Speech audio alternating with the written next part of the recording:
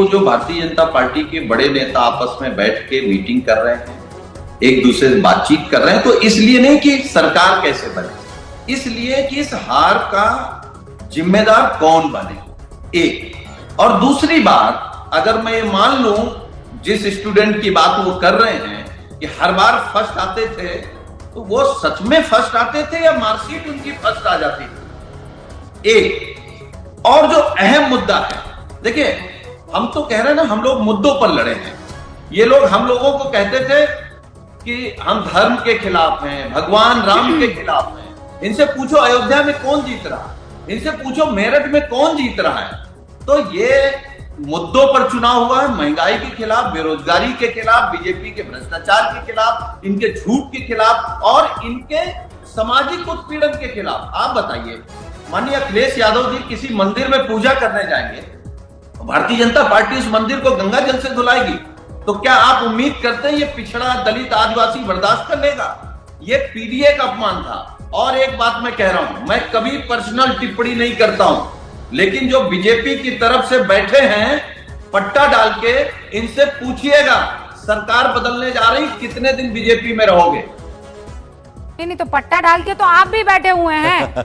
हम तो मान रहे हैं। हाँ, नहीं, पट्टा डाल के आप भी बैठे हुए हैं। ये तो पटका आप लोग सभी पहनते हैं, तो आपको उनके पटके पर काहे ऐतराज हो रहा है? लेकिन चूंकि आप सवाल पूछ रहे हैं कि ये बीजेपी में रहेंगे, कब तक रहेंगे, कब तक रहेंगे, ये सवाल पूछ रहे ना, गौरव भाटिया जवाब दे देंगे।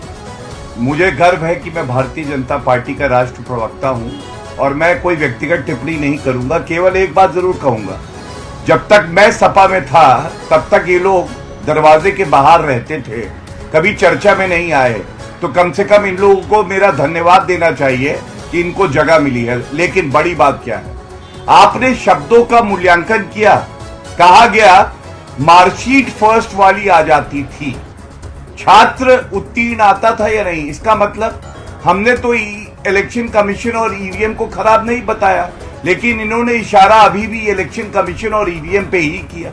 दूसरी बात, हम पे सवाल पूछते हो, हम तो प्रदेश में भी सरकारें बना रहे हैं, उड़ीसा में इतिहास रच रहे हैं, अरुणाचल में हमने इतिहास रच दिया। बीच में ना बोले, बीच में ना बोले, ये इनका दिक्कत है। ये लोग थोड़े से हल्के खिलाड़ी हैं, बीच में बोलने लगे। ठीक है, आप बहुत अपनी बारी में बोलेंगे, मैंने व्यक्तिगत टिप्पणी नहीं। दिख रहा है ना, मैं दोनों को मौका दे देती हूँ ना, जिसके जितने आंकड़े उसको उतना मौका दे देती हूँ, ऐसा करते हैं। ठीक है गौरव भाटिया, धन्यवाद। देखिए, जैसा मैं बता रहा हूं, सवाल यह भी पूछा जाएगा कि आदित्य यादव परिवार से ही है ना, यादव परिवार से, यादव परिवार का सदस्य हार रहा है, उस पर उत्तर दीजिए। सवाल यह भी पूछा जाएगा कि आपने जब टिकट बांटे तो 5 तो यादव परिवार के थे और मुसलमान जो 4.5 करोड़ हैं उनको केवल 4 टिकट दिए। सवाल तो यह भी पूछा जाएगा कि भाई भव्य राम मंदिर से इतनी नफरत क्यों है? आपने कहा कि नक्शा खराब है मंदिर का, वो जिहाद की बात की जाएगी, लेकिन आज सकारात्मक बात होनी चाहिए। सकारात्मक बात यह है, रूबिका जी, एक और आंकड़ा देता हूं। भारतीय जनता पार्टी का वोट प्रतिशत बढ़ गया है, ये भी आप चेक करा लीजिए। और ये कितनी बड़ी उपलब्धि है। पार्टियों के संपर्क में कांग्रेस अब आने की कोशिश करेगी, जो चाहे वो एनडीए का कुनबा हो कि एनडीए से अलग हो। इसका मतलब ये कि एआईएडीएमके से भी बात हो सकती है, एनसी पीडीपी तो लगातार संपर्क में है ही, इनफैक्ट इंडिया गठबंधन का वो साथ भी दे रहे हैं, जेडीयू से बात कर सकते हैं, टीडीपी से भी बात करने के। राजीव